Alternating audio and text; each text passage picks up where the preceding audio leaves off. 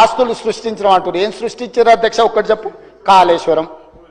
మా వెంకటరెడ్డి గారు చెప్పారు అది కూలేశ్వరం అని. 3 ఏళ్లలో 1,02,000 కోట్లు కాంట్రాక్టర్లకు పే చేశారు.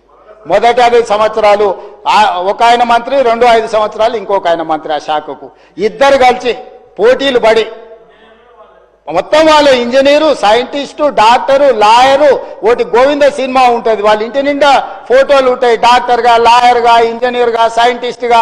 నిజంగానే అమ్మాయి పెళ్లి చూపులకు వచ్చి అవన్నీ చూసి ఇవన్నీ చదువుకుంటామని పెళ్లి చేసుకుంటాయి. తర్వాత చూస్తామని ఓనమాలు కూడా రావు, ఇడిచిపెట్టి పోతా అంటది. ఇంకా పెద్దలందరూ కూర్చొని పంచాయతీ తెస్తారు. అట్లా కాదురా నాయన, పెళ్లి అయితే ఎట్లో గట్లా సంసారం చేయి, ఇట్లా కాదు, కుదరదు. వాడికి ఫోటోలు దిగ పిచ్చి ఉన్నది, ఇవన్నీ పిచ్చి పనులు చేస్తుంటాడు. కాకపోతే మనిషి మంచోడే అని.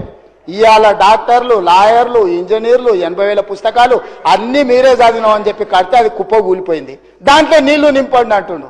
నీళ్లు నింపితే కొట్టుకపోతుందని ఎన్డీఎస్ఏ చెప్తుంది.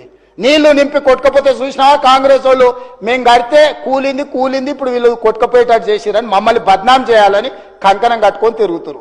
5 మంది రిటైర్డ్ చీఫ్ ఇంజనీర్లతో వాళ్ళే కమిటీ వేసారు కూలేశ్వరాన్ని ఎక్కడ కట్టాలని. ఈడ కడితే గ్యారెంటీగా కూలిపోతుంది, ఇది మాత్రం వద్దని వాళ్ళు వేసుకున్న రిటైర్డ్ తెలంగాణ ఇంజనీర్లు నివేదిక ఇచ్చారు.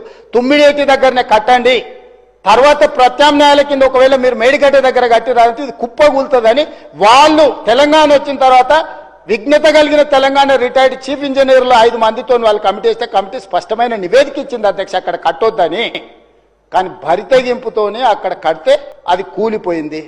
ప్రజలకు క్షమాపణ చెప్పి తప్పు జరిగింది ఏం చేద్దామని అడగకుండా ఇంకా బుకాయించే పని.